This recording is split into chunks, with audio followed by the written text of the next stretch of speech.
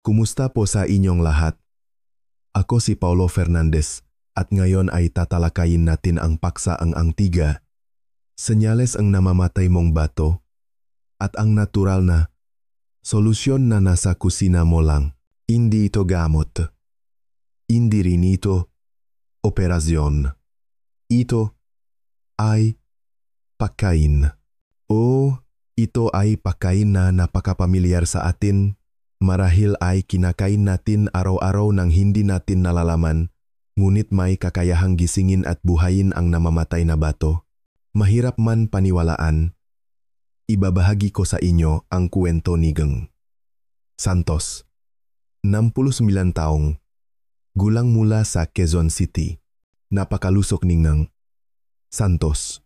Ngunit isang araw, nagsimula siyang makaranas ng kakaibang pagbabago sa kanyang katawan. 4 na beses siyang gumigising tuwing gabi para umihi, laging pagod sa araw, namamaga ang mabinti, mabigat ang mamata, at laging ulap ang pakiramdam ng kanyang utak. Inakala niya na dahil lang ito sa kanyang edad, ngunit ang resultang pagsusuri ay labis na nagpabalisa sa kanya. 38% na lang pala ang natitira sa function ng kanyang bato.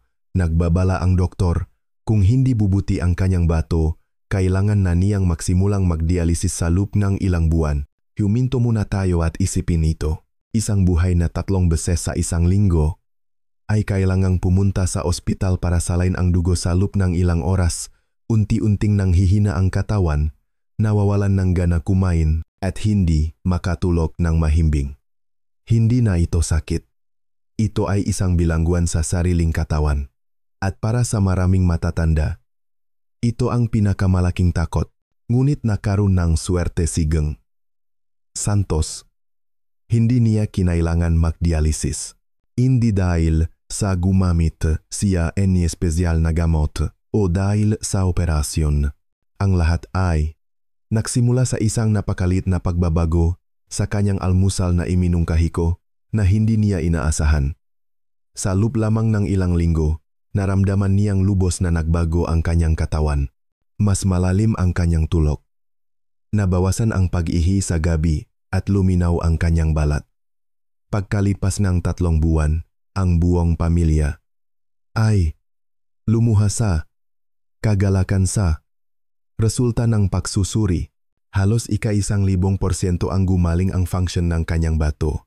Ano ang nakatulong kay Geng Santos na magawa ang tila impossible? Hindi ito simpleng food supplement o imported na produkto, kundi isang bagay na nasa halos lahat ng kusina sa Pilipinas. At ang kwentong ibabahagi ko sa inyo ngayon ay hindi alamat o sismis sa internet. Ito ay maresulta na kumpirmado sa clinical research ng mga siyentista sa Harvard University, kung saan maraming mahusay na medikal na tuklas ang nakmula. Bukod dito, ayon sa ulat na inilathala sa International Journal of Medical Nutrition nitong mga nakaraang taon, ang grupo ngang pagkain na ito ay napatunayang may kakayahang tumulong sa pag-recover ng mga selulang ang bato nga makatandang may edad 50 pataas at lalong epektibo sa mga nagpapakita ng mga maagang senyales ng paghina ng function ng bato.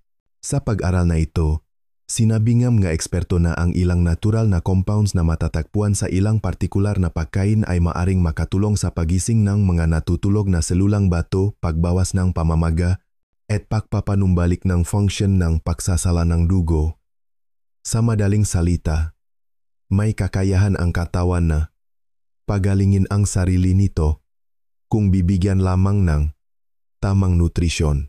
At kung nag-aalala ka sa iyong kalusugan o may miyembro ng pamilya na may sakit sa bato, huwag kang kumurap ng 1 segundo. Dahil ngayon, ibubunyak ko ang pagkain na ilan lamang ang nakakaalam na kayang gisingin ang buhay ng bawat selula ng bato.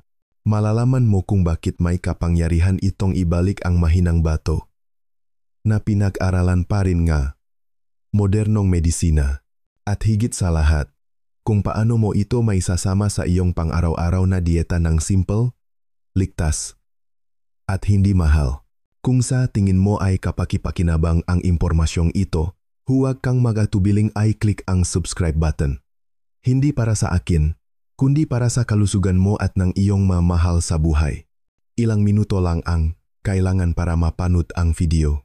Ngunit minsan, maaari nitong pahabain ng 10 taon ang isang malusog at payapang buhay. Kaya, ano ang dapat nating kainin upang linisin ang dugo, protektahan ang bato ng mas mahusay at bawasan ang pamamaga sa katawan? Una, magsimula tayo sa grupo ng mga puting prutas tulad ng mansanas, peras, at berdeng ubas.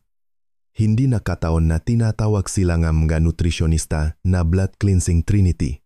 Ayon sa iba't ibang pag-aaral ng Philippine Association of Nutrition, ang mga prutas na ito ay naglalaman ng mataas na dami ng natural na antioxidants tulad ng vitamin A at selenium. At ang dalawang mandirigmang ito ay tahimik na tumutulong sa katawan na alisin ang free radicals sa dugo.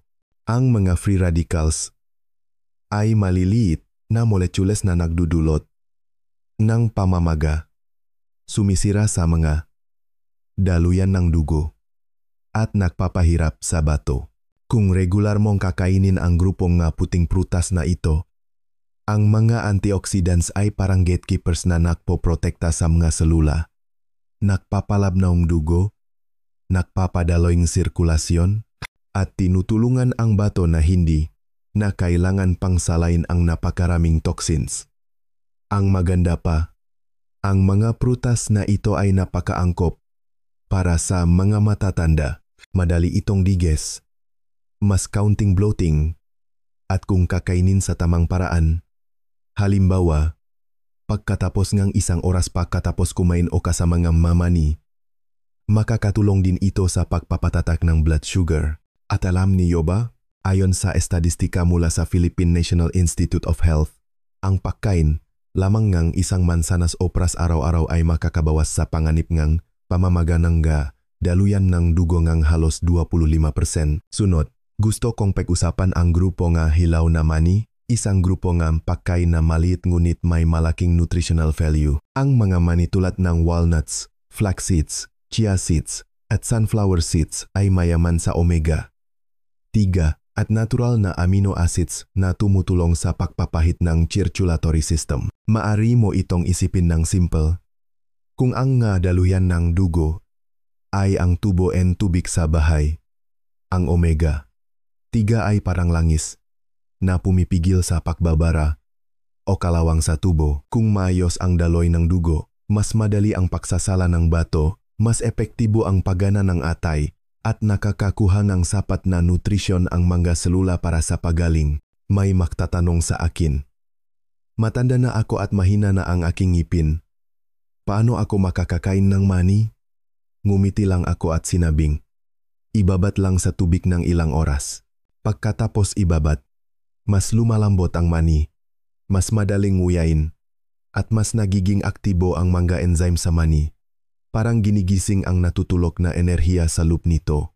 Ayon sa isang pag-aaral ng University of the Philippines, ang mga matatandang 60 taong gulang pataas na regular na kumain ng 30 gram ngibinabat na mani sa loop ng 8 linggo ay nagpakita ng malaking pagbaba sa blood fat at liver enzyme levels. Ito ay malinaw na ebidensya na kapangyarihan ng natural na pagkain. Susunod ay ang cold-pressed malunggay oil. Ito ay isang langis na marami pa rin sa mga Pilipino ang minamaliit, ngunit lubos na pinahahalagahan sa Eastern at Western medicine. Ang langis na ito ay kinukuha sa mababang temperatura upang mapanatili ang natural na anti-inflammatory active ingredients na matatagpuan sa malunggay. Ayon sa isang pag-aral sa Japan, ang malunggay oil ay naglalaman ng bihirang compounds na tumutulong sa pag-recover ng cell membranes, lalo na sa dalawang organo na kailangang magdala ng pinakamaraming toxin sa katawan, ang atay at bato. Bukod dito, ang malunggay oil ay nakakatulong din sa pagpapagaan ng chronic inflammation na hindi napapansin ng maraming tao hanggat hindi pa lumalala ang sakit. Ang pagkain ng isang maliit na kutsarang malunggay oil araw-araw, halos sa salad o steamed vegetables, ay ang pinakasimpleng paraan upang bawasan ang inflammation sa loop at muling buhayin ang cellular energy. At panghuli, ang mga hilaw na gulay at sariwang vegetable juice.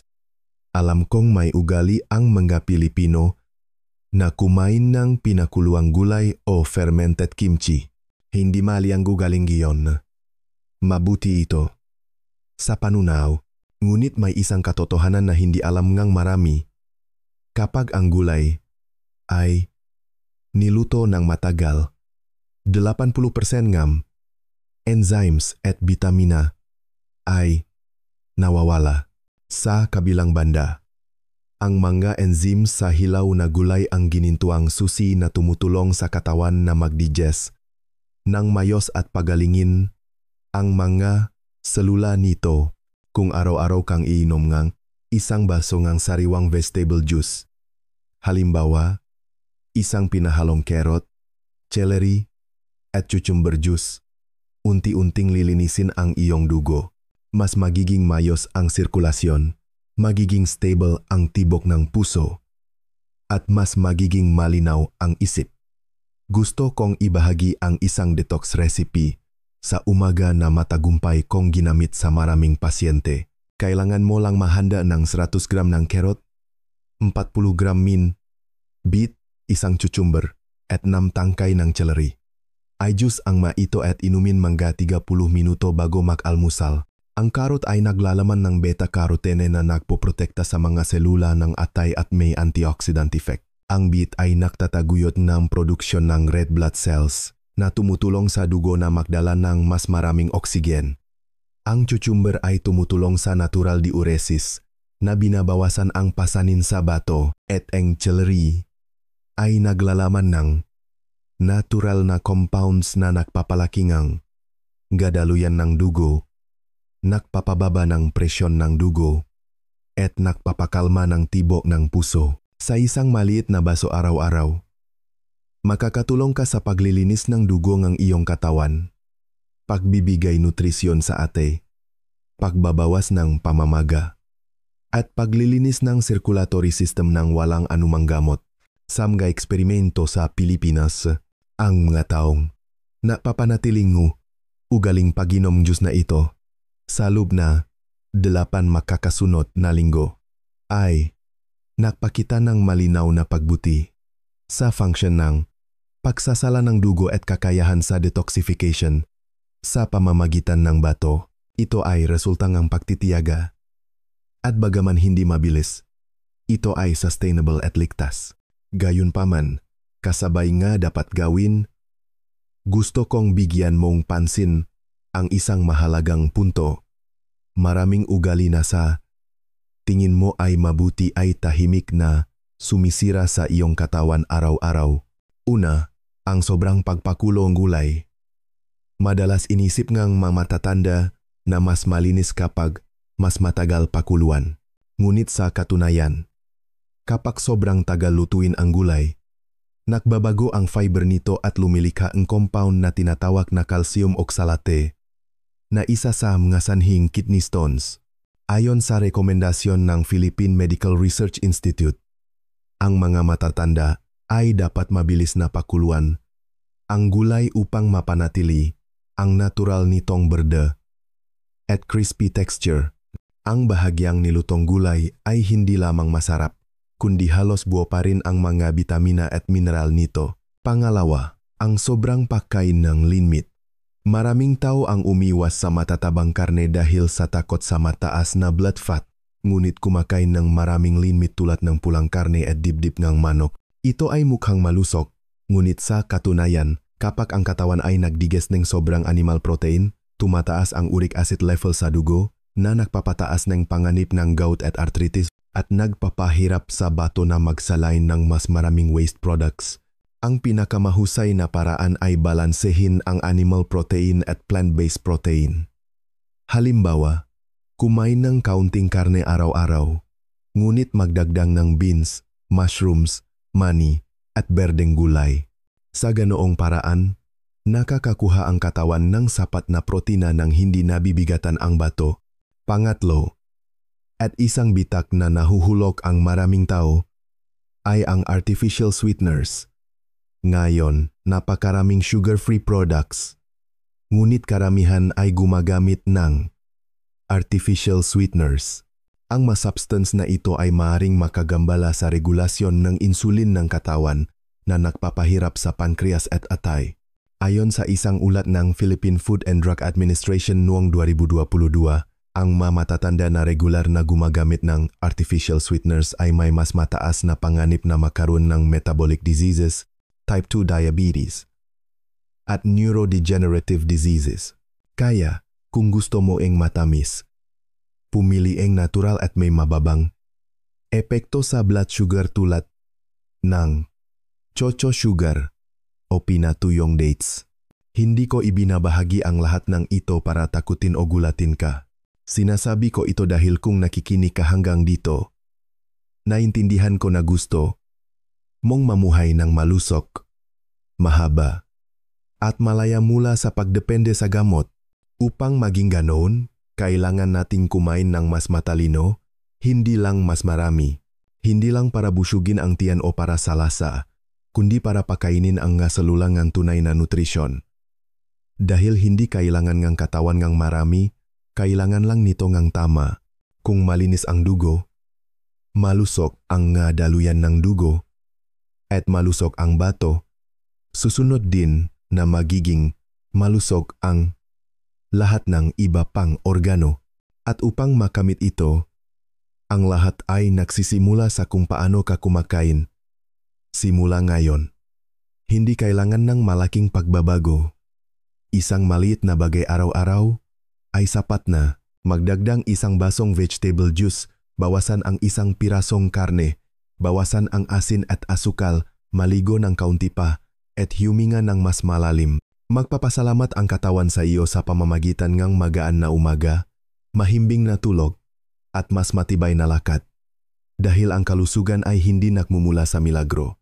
Nakmumula ito sa maliliit at simpleng mga pagpipilian na ginagawa araw-araw sa pagmamahal sa sarili. Kung kumain ng tama, magpapagaling ang katawan sa sarili nito.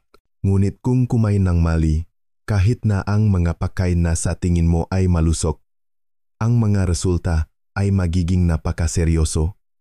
At ang unang apektado ay ang dugo. Kung hindi malinis ang dugo, hihina ang lahat ng organo ng katawan.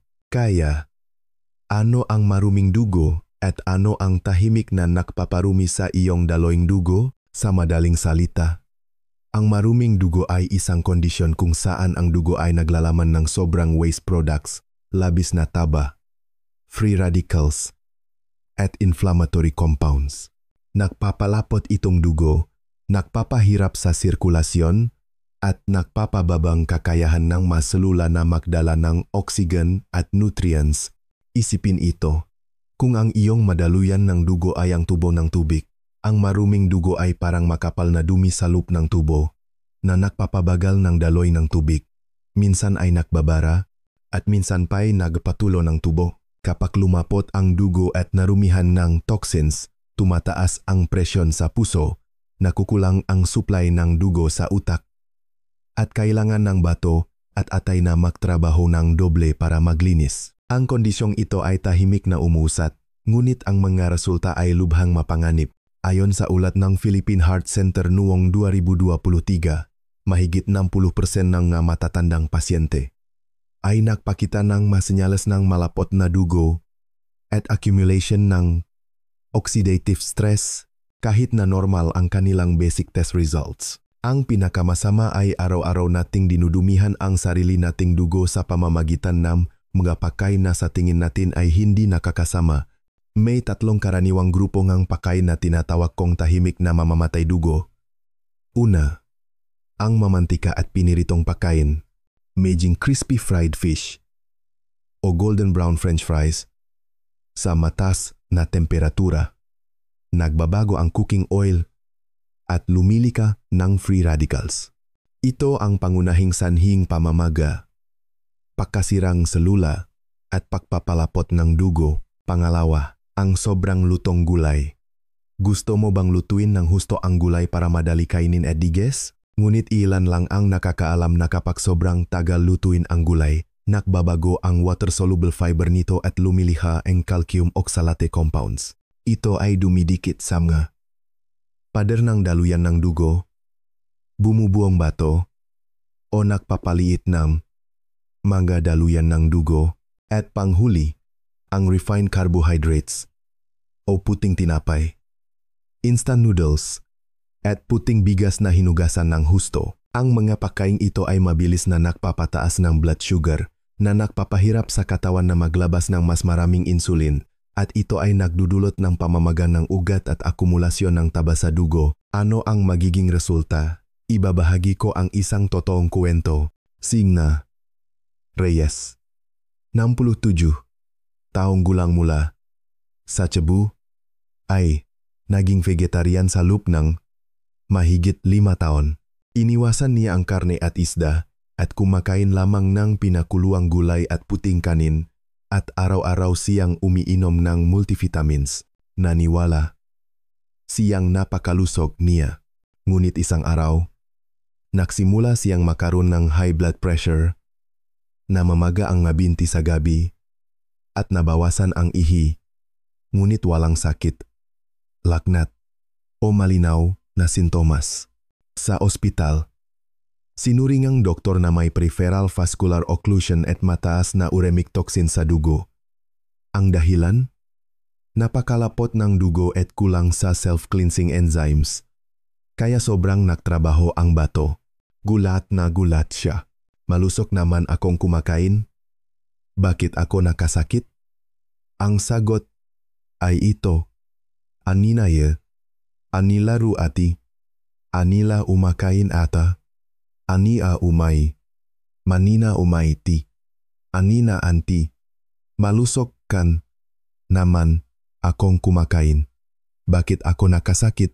Hindi lahat ng pagkain na mukhang mabuti ay mabuti.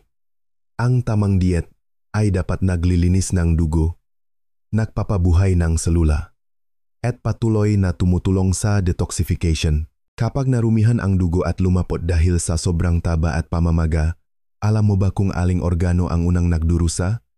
Hindi ang atay o puso. Ito ay ang bato. Kung ang dugo ay isang ilog, ang bato ang pangunahing filter ng tubig ng ilog na iyon. Ang isang maliit na bato na kasing laking kamao ay naglalaman ng higit sa 1 milyong blood filtration units na tinatawag na nephrons. Gumagana ang mga ito ng walang pahinga.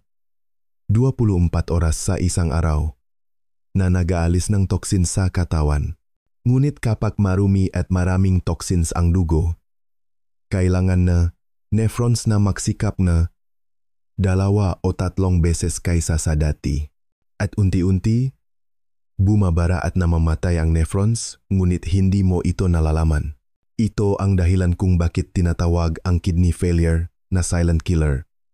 Kaya, paano mo malalaman kung humihingi ng tulong ang iyong bato? Sa katunayan, ang bato ay napakasensitibo. Hindi ito sumisigaw, kundi bumubulong lamang sa pamamagitan ng maliliit na pagbabago na madalas nating hindi napapansin. Ang unang senyalas ay madalas na pag-ihi sa gabi. Kung gumigising kang 2 o 3 beses sa gabi para pumunta sa banyo, o kung ang iyong ihi ay maraming bula, malabo, o may kakaibang amoy, ito ang unang senyales na hindi epektibo ang function ng pagsasala ng bato. Ang bula sa ihi ay bakas ng protina na tumutulo mula sa dugo, isang bagay na hindi dapat mangyari sa isang malusok na bato. Ang pangalawang senyales ay banayad na pamamaga. Lalo na sa hapon, maari mong maramdaman na bahagyang namamaga ang iyong maga, bukong-bukong o paa at masikip ang iyong sapatos kaysa sa dati. Ito ay dahil hindi na sapat na naiwasan ng bato ang tubig at asin sa katawan na nag-aakumula sa ilalim ng balat. Kung hindi mo bibigyan ng pansin, ang banayad na pamamaga ay unti-unting magiging mas malinaw at kakalat sa buong katawan.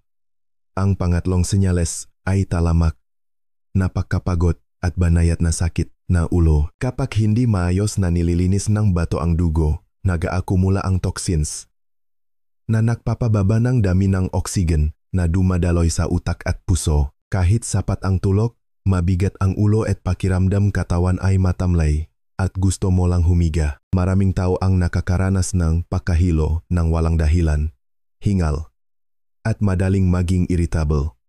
Ang pang-apat na senyales ay masamang hininga at makapal na puting dila. Kapag humina ang bato, hindi ganap na nailalabas ang waste products at lumalabas sa pamamagitan ng pahinga. Nagsisimulang magkaroon kakaibang amoy, lasang metal sa bibig, at nagiging mapait ang bibig na nawawalan gana kumain. Ito ang dahilan kung bakit bumababa ang timbang nga taong may mahinang bato kahit normal silang kumakain. At ang huling, ikalimang senyales ay indigestion, belching, at patuloy na bloating sa tiyan. Ang bato at atay ay laging gumagana ng makasama. Kapag humina ang bato, kailangan ng atay na gawin ang natitirang trabaho. Ngunit may limitasyon din ang atay, at kung pareho silang humina, hindi sapat ang secreted digestive enzymes na nagiging sanhing pagtigil ng pagkain sa tiyan, na nagdudulot ng pakiramdam ng kabusugan, gas, at pagkapagod pagkatapos kumain.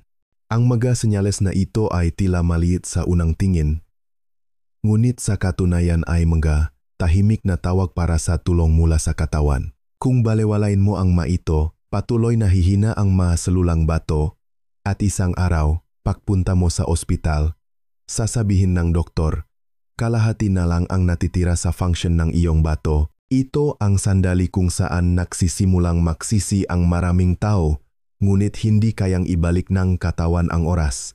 Tandaan, kapag humina ang bato, guguho ang buong sistema ng katawan. Ang kidney failure ay nagpapahina sa function ng atay.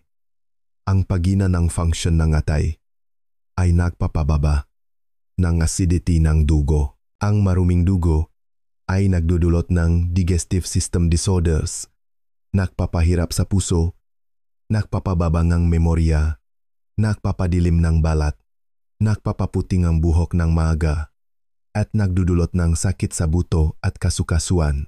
Ang lahat ay nagsisimula sa isang pinakmulan lamang, ang daloy ng dugo na hindi na malinis. Sa modernong medisina, mayroong konsepto ng biological domino effect. Ipinapaliwanag nito ang paraan kung paano naapektuhan ang lahat ng iba pang organo, tulad ng nga dominong sunod-sunod na bumabagsak kapag isang organo lamang ang humina. At sa chain reaction na iyon, ang bato ang unang domino. Kung hindi maayos ang pagsasalang bato, kumakalat ang toxins sa dugo, atay, utak, puso, at iba pang bahagi ng katawan. Kaya, ang pagpapanatiling ng malinis na dugo ay hindi lamang para protektahan ang bato, kundi para protektahan ang buong katawan. Ngunit ang pinakamahalagang bagay na gusto kung maintindihan mo ay ito. Hindi humihina ang bato ng mag-isa. Araw-araw itong tahimik na humihina dahil sa ating mga pamilyar na ugali, tulad ng sobrang pagkain maalat, kaunting pag-inom ng tubig, halos walang ehersisyo, o patuloy na stress. Hindi humihingi ng tulong ang bato sa pamamagitan ng salita, ngunit laging nagpapadala ng senyales ang katawan. Ang tanong lang ay kung nakikinig ba tayo o hindi. Kung sa sandaling ito ay mayroon kang kahit isa sa mga sintomas na nabanggit ko, tulad ng pag-ihi sa gabi, banayad na pamamaga, pagkapagod, masamang hininga, bloating sa tiyan, huwag mo itong balewalain. Hindi lang ito dahil sa edad. Ito ay senyales mula sa katawan na panahon na upang bigyan ng mas maraming pansin ang sarili. Ang magandang balita ay, bagaman maaring humina ang bato habang tumatanda, maari nating pabagalin o baliktarin pa nga ang prosesong ito kung alam natin ang paraan. Hindi kailangan ng gamot o komplikadong hakbang. Kailangan lang nating panatilihing malinis ang dugo, kumain ng tama, at tulungan ang bato na makapagpahinga ng sapat at babalik sa balanse ang katawan. May kakayahan pa rin ang mga selulang bato na mag-recover kung pinapakain ng malusok na nutrisyon at malinis na dugo. Mga kaibigan, ang katawan ng tao ay parang isang kahangahangang makina at ang bato ang sentral na filter nito. Kapag malinis ang filter na iyon, maayos na gumagana ang buong makina. Ngunit kung kahit isang bahagi lang nito ay bumara, hihinto ang buong sistema. At ang pinakamahalaga ay maiwasan natin ito sa pamamagitan lamang ng tamang diet at kaunting maagang pakikinig sa tawag ng katawan. Malinis, malusok na bato. Iyan ang pundasyon ng isang payapang pagtanda. Kung maghihintay tayo hanggang sa mag-alarm ang katawan, minsan ay huli na para itama ang pagkakamali. Kaya, magsimula ngayon. Uminom ngang isang basong tubig pa. Bawasan ang isang kurot ng asin. Maglakat ng ilang hakbang papakatapos kumain. At matulog ng kaunti pa. Kung patuloy na gagawin ang bawat maliit na pagbabago, matutulungan mo ang bato na huminga ng mas madali at ang dugo na dumaloy ng mas natural. Pagkatapos, mararamdaman mo na nabubuhay muli ang iyong katawan, hindi dahil sa gamot o milagro, kundi dahil sa iyong sariling mga kamay at kagustuhan. Kapag humina ang bato, hindi ito makapagsasalang dugo at mag-aakumula ang toxins at doon nagsisimulang sumulpot ang diabetes. Ngunit hindi lang ito problema sa mataas na blood sugar. Ito ay pagbagsak ng buong metabolic system. At kung iniisip mo pa rin na ang diabetes ay problema lang ng hindi pagkain ng matamis, naniniwala ako na ang susunod na bahagi ay magpapabago ng iyong isip. Mga kaibigan, kung may iniisip na ang diabetes ay problema lang ng mataas na blood sugar, labis kayong nakakamali. Alam kong marami pa rin ang nabubuhay sa pag-isip na kung mataas ang blood sugar, uminom lang gamot, at kapag stable na, kainin na ulit ang dati. Ngunit ito ang katotohanan. Ang diabetes ay hindi sakit nga asukal. Ito ay isang chronic inflammatory disease na tahimik na sumisira sa iyong katawan mula sa loob. Kapag nasira ang mga selula dahil sa maruming dugo at kakulangan sa nutrisyon, nagiging tamad sila sa pagtanggap ng asukal. Sa panahong iyon, kailangan ng iyong katawan na maglabas ng mas maraming insulin upang itula ang asukal sa mga selula. Ngunit habang mas malakas ang pagtulak, mas lumalaban ang mga selula. Dun lumilitaw ang insulin resistance at nagsisimula ang bangungot na diabetes. Ang diabetes ay hindi nagsisimula sa lagnat o sinasamahan ng matinding sakit tulad ng balingang buto. Tahimik at dahan-dahan itong dumarating tulad ng isang hindi inanyayahang bisita. Nakatulog ka na ba pagkatapos kumain? Lalo na pagkatapos ng tanghalian? O nakaramdam ka na ba ang pagkahilo o pagkabahala pagkatapos kumain ng matatamis at pagkatapos ay gusto mo na naman ng matatamis? O nawalan ka ba ang timbang ng abnormal kahit kumakain ka ang kumpletong pagkain? Kung hindi lang ito dahil mahina ang iyong konstitusyon. Ito ay maagang babala ng metabolic disorder at senyales ng diabetes sa maagang yugto. Malinaw akong magbabala. Ang hindi kontroladong diabetes ay ang pinakamabilis na daan sa pagkabuta, stroke, paralysis at kahit pagputol ng paa. At may isa pang katotohanan na hindi alam ng marami. Ang pasyente na diabetes ay may 3 beses na mas mataas na panganib na magkaroon ng depression at memory loss kaysa sa malulusog na tao. Hindi lamang pisikal, kundi maging mental na aspeto ang sinisira ng sakit na ito. Kaya, huwag mo itong balewalain. Minsan kong inobserbahan ang 2 pasyente sa isang health research program sa Manila. Ang isa, si G. Cruz, 62 taong gulang, ay pinili ang patuloy na pagkontrol ng blood sugar sa pamamagitan ng gamot. Pinanatili niya ang kanyang diet, iniwasan lamang ang matatamis, at naglalakad ng 2 o 3 beses sa isang linggo. Ang isa naman, si Geng Luna, 60 taong gulang, ay lubos na binago ang kanyang lifestyle. Kumain siya ng tama, sapat ang tulog, araw-araw siyang nag-light yoga sa umaga. Tuluyang tinalikuran ang puting carbohydrates. At araw-araw siyang umiinom ng hilaw na gulay at sariwang juice. Pagkalipas ng 6 na buwan, ang resulta ng pagsusuri ay ito, napanatili ni G. Cruz ang stable blood sugar levels dahil sa gamot. Ngunit humina ang kanyang cholesterol at liver function. Samantala, si G. Luna ay hindi lamang nabawasan ang gamot, kundi lubos ding bumuti ang function ng atay at bato, memorya, at bumalik sa normal ang presyon ng dugo. Hindi nakmula sa gamot ang milagro, kundi sa pagpipiliang mamuhay ng iba. Kaya, ano ang dapat nating gawin ngayon? Patuloy ba tayong iinom gamot? Patuloy ba tayong maghihintay sa doktor? Hindi, mga kaibigan, kayo mismo ang makakasalba sa inyong kalusugan. Walang mas nakakakilala sa inyong katawan kaysa sa inyo mismo. At minsan, ang milagro ay hindi nasa klinika, kundi sa maliliit na aksyon na inulit natin araw-araw. Hindi ko kayo hinihikayat na baguhin ang lahat sa isang gabi. Gusto ko lang na maksimula kayo sa pinakamaliit na bagay, ngunit gawin ito ng tuloy-tuloy.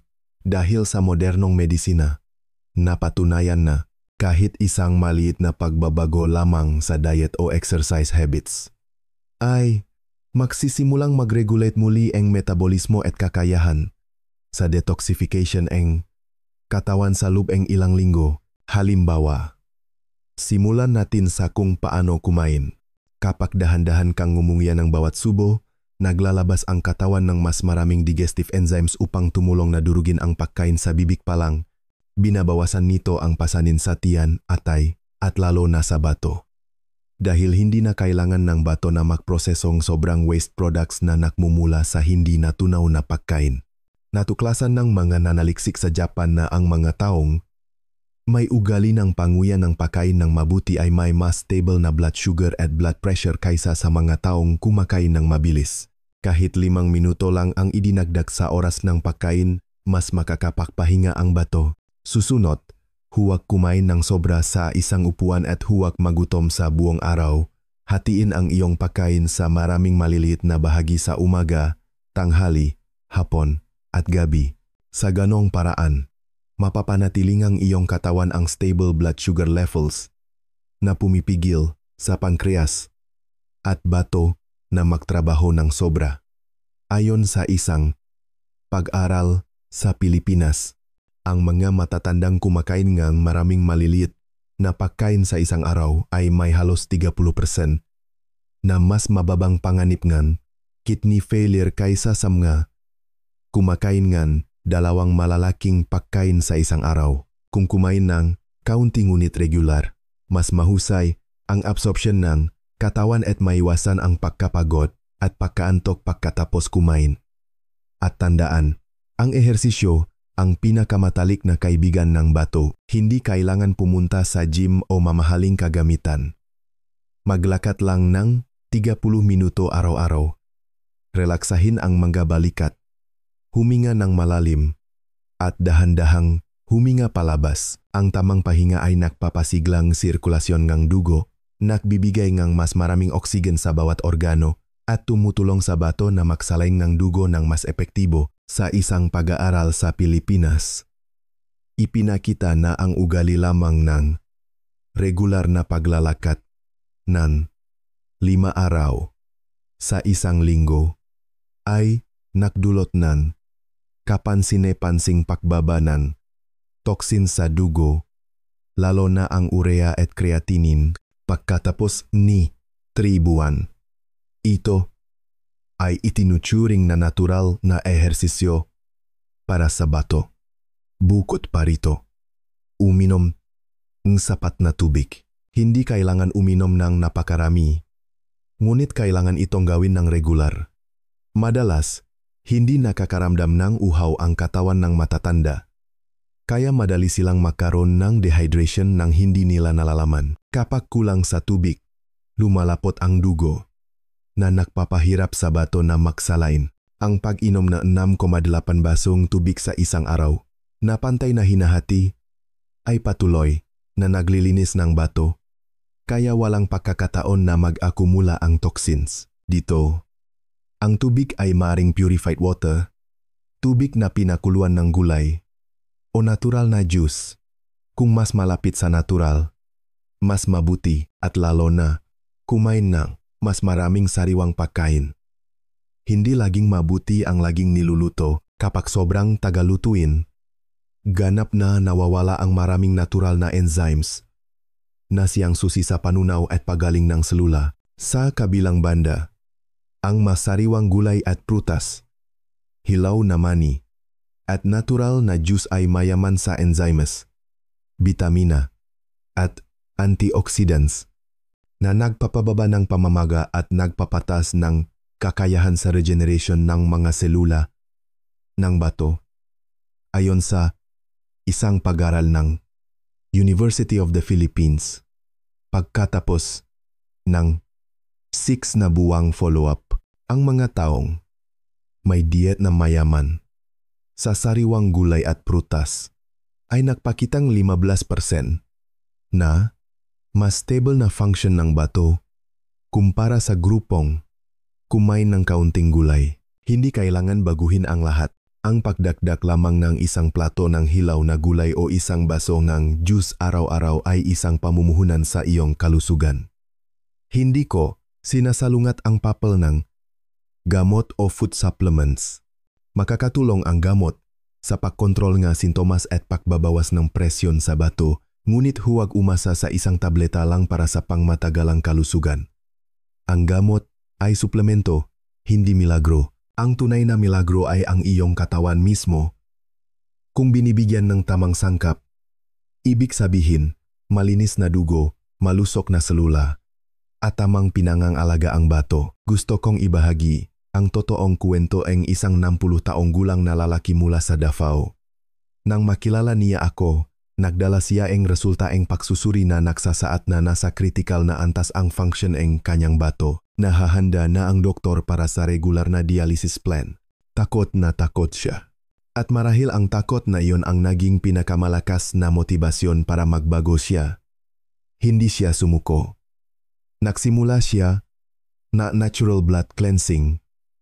Sa pinakasimpleng paraan, binawasan niya ang pulang karne at dinakdagan ang hilaw na gulay. Araw-araw sa umaga, umiinom siyang charot at celery juice. Dalawang gulay na napatunayang tumutulong sa prosesong blood cleansing ng atay at bato.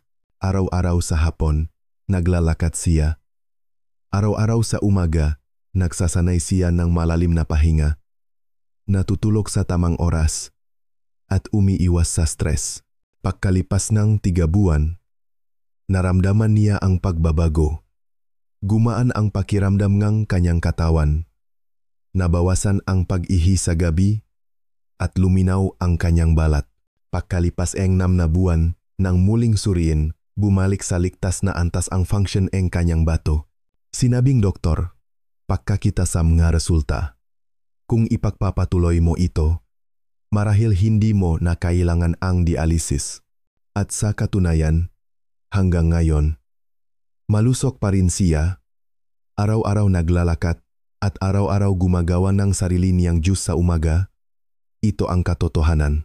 At kung kikilos ka simula ngayon, ganap itong mangyayari sa iyo. Hindi ito malaking bagay. Kailangan lang kaunting mas malinis na pagligo, kaunting mas mabagal na pagkain, kaunting mas regular na paglalakad, isang basong tubig pa, at bawasan ang isang pagkain na karne. Ang maliliit na bagay na iyon, kapag inuulit araw-araw, ang magiging lakas para pagalingin ang sarili ngang katawan. Mahal kong makaibigan, ang ating katawan ay parang isang hardin. Kung araw-araw itong didiligan, tatanggalin ang damo at pangangalagaan ang bawat halaman, mananatili itong luntian sa buong taon. Ngunit kung pababayaan natin ito, unti-unting matutuyo ito. Ganito rin ang kalusugan. Walang gamot na makakapalit sa tamang ugali. Walang mas mahusay na doktor kaysa sa iyong pagtitiyaga. Magsimula ngayon sa pinakamaliit na bagay. Dahil ang kalusugan ay hindi nakmumula sa suwerte, kundi sa mga pagpipilian araw-araw. At walang sinumang makakabalik ng oras para sa iyong katawan kundi ikaw mismo. Tulad ng nakikita mo, hindi kailangan ng napakakumplikado o mahal. Ang kalusugan ay Resulta ang maliliit na ugali na inulit araw-araw. At kung nakapanood ka hanggang dito, naniniwala ako na nasa isang mahalagang sangandaan ka. Pipiliin mo ba ang malusog na buhay o tatanggapin ang tahimik na sakit? Gusto kong tapusin ang video ngayon sa isang napakasimpleng mensahe. Malinis, malusog na bato, nabawasan ang pamamaga, maiwasan ang diabetes. Hindi ito milagro, kundi resulta ng mga pagpipilian araw-araw. Huwag maghintay hanggang maospital bago magsimulang magbago. Kung tama ang paggamit, ang pagkain mismo ang gamot. At bukas na bukas, maari kang magsimula sa isang basong kerot, celery, lemon juice. Simple, mura, at madaling gawin. Ngunit ito ang unang regalo sa iyong bato at magadaluyan ng dugo. At kung maaari, huwag mo nang pakuluan ang gulay ng matagal. Kainin itong hilaw o ay juice para ganap na mapanatili ang mahahalagang enzimas. At kung sa tingin mo ay kapaki-pakinabang ang ibinahagi ko ngayon, huwag mo itong itago sa sarili mo. Marahil ang iyong asawa, miyembro ng pamilya, kapatid, o kapitbahay na binabati mo tuwing umaga ay tahimik na nakdurusa sa sakit, sa bato, ngunit hindi alam kung paano tulungan ang sarili. Ibahagi mo sa kanila ang video na ito. Ang iyong maliit na aksyon ay maaring makatulong sa isang tao na maiwasan ang dialysis, mabawasan ang magabing hindi makatulog, at maiwasan pa nga ang tahimik na dumarating na stroke.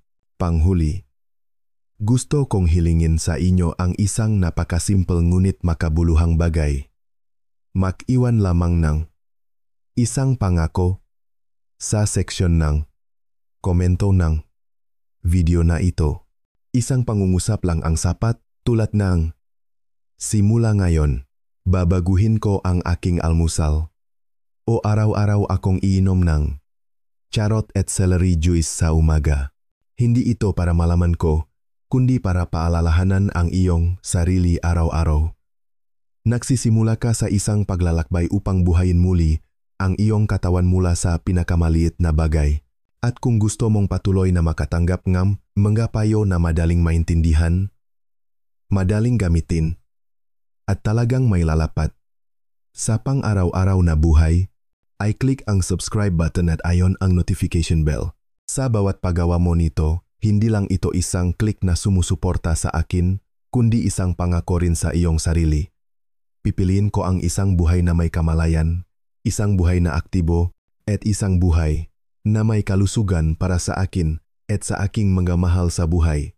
Mahal kong mga kaibigan, hindi natin kayang pabagalin ang oras. Ngunit kaya nating gawing mas magaan, mas malusog, at mas malaya ang natitirang bahagi ng ating buhay. Hindi nakahiga sa kama, hindi umaasa sa mga anak. Malaya kang maglakat, malayang kumain ng masarap, at mamuhay ng buo araw-araw. Salamat sa pakikinig at pakikipag-ugnayan sa buong video ngayon. Sa susunod na video, patuloy akong magbabahagi ng mas simple at practical na paraan upang mapangalagaan ang malusog na bato, malinis na dugo, malakas na puso, at malinaw na memorya. Hindi lang para maiwasan ang sakit, kundi para ganap na ma-enjoy ang bawat sandali kasama ang pamilya, asawa, at mga mahal mo sa buhay. At panghuli, gusto kong muling ulitin ang isang mahalagang punto. Ang lahat ng ibinahagi ko ngayon ay impormasyon para sa edukasyon at pampublikong layunin. Kung mayroon kang pre-existing medical conditions, umiinom kang partikular na gamot, o nasa prosesong paggamot, kumonsulta muna sa iyong doktor bago baguhin ang anumang diet o lifestyle. Naway laging payapa at malusog kayong lahat. At makita-kita tayo sa susunod na video.